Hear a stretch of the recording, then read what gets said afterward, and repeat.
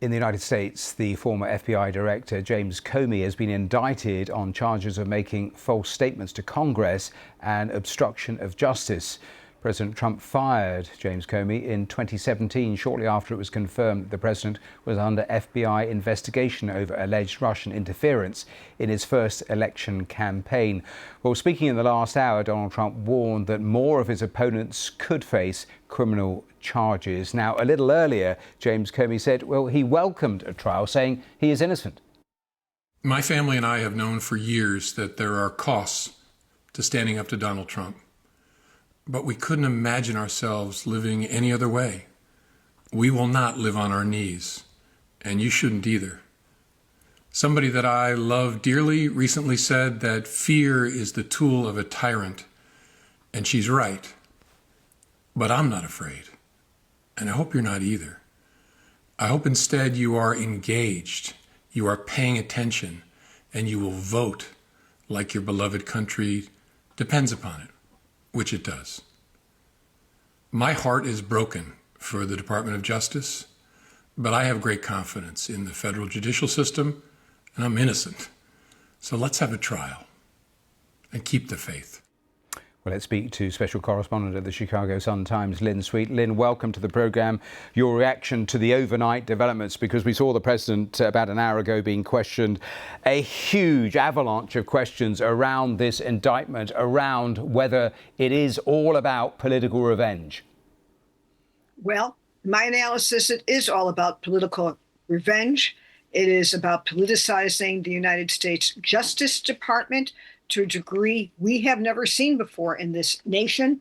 And it is the will of the president that he so far has been able to impose to have prosecutors that he handpicks pursue people he sees as his enemies. And the woman who signed the indictment, the prosecutor who had been Trump's personal attorney, has been on the job just a few days.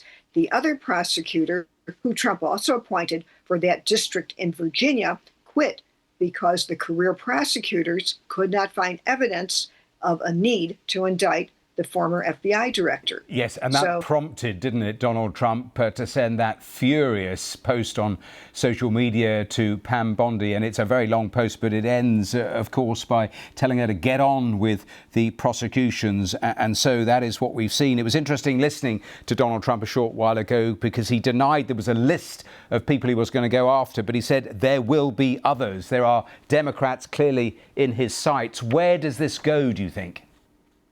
Well, sad to say for our country at the moment, where this goes is that Trump has the ability to find and appoint compliant prosecutors. Now, the only kind of guardrail we have going on here at the moment are what we call in the United States grand juries. Usually it's very easy for a prosecutor to present a case to a grand jury. They usually always accept it. It's a one-sided presentation. Now, one of the counts presented to this Virginia grand jury was rejected. The indictment itself is pretty thin. It's 1.5 pages, if that, and we don't have any details. We have seen in other cases, since you're asking where it goes, that grand juries in some other jurisdictions now and then have rejected those charges that seem to almost anyone who's analyzing it politically, motivated. I just want to remind our listeners, if I quickly can, this has to do with Trump's obsession with the assertion that Russia interfered in the 2016 election, and that James Comey, somehow whatever he had to do that Trump thinks in this interference case. This has been investigated. There has been a special prosecutor that was at work in Trump's first term. This is something that has been looked at. And established. Lynn Sweet, yes. We have to leave it there. Apologies, it's brief, but it is a fascinating story, and it is not ending here. I saw one post saying James Comey was the worst person to take on. He likes a challenge, he likes the spotlight, and we saw that in that soundbite a little earlier.